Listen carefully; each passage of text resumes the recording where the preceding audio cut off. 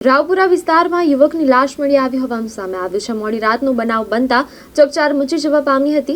શહેરના Raopura main road footpath પાસે મૃતદેહ જોવા મળ્યો હતો। જો કે પોલીસના ઉચ્ચ અધિકારીઓ સ્થળ પર આવી પહોંચ્યા હતા। લોહીલુહાણ હાલતમાં લાશ મળી આવતા હત્યાની આશંકા વ્યક્ત કરાઈ રહી છે।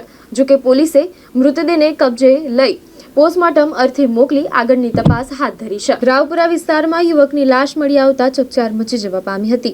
શહેરના રાવપુરા મેઇન રોડ પાસે ફૂટપાથ પર મૃતદેહ જોવા મળ્યો હતો।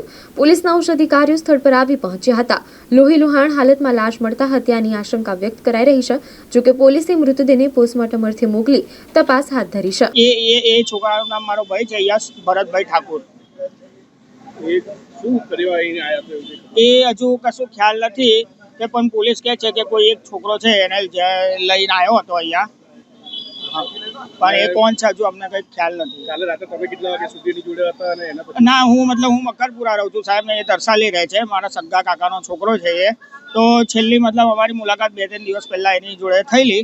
તો હું રિક્ષા ચલાવું છું, તો એ બાજુનો પેસેન્જર મળે તો એને હાલચાલ પૂછતો જાઉં છું, અને કોઈ વાર કઈ પ્રસંગ હોય સુખનો દુઃખનો તો એ અમારા ઘેર આવે છે। યશ ભરતભાઈ ઠાકોર। શું કામ કરતો હતો? એ ઈંડાની લારીએ એઝ અ વેટર તરીકે હતો। દુશ્મની કોઈ કરી? ના સાહેબ, અત્યાર સુધી કશું ખ્યાલ આવ્યો નથી। આ જે બી હોય હવે શાયદ આ જોડે આવ્યો છે, મતલબ કે એ કોઈ અંદરનો જ લાગે છે કે દુશ્મન જોડે તો કોઈ ફરવા જવાનું નહીં। શું નામ તમારું? મારું કૌશિક સુરજભાઈ ઠાકોર। મને બસ સ્ટેન્ડ ઉપરથી ઘરે મૂકવા આવ્યો।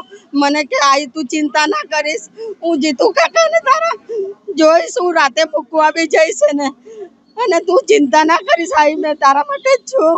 મને ઘણી વસ્તુ એને બોલી રાતે કે તું જરાક બી ચિંતા ના કરીશ, કે હું તારા માટે બેઠો છું।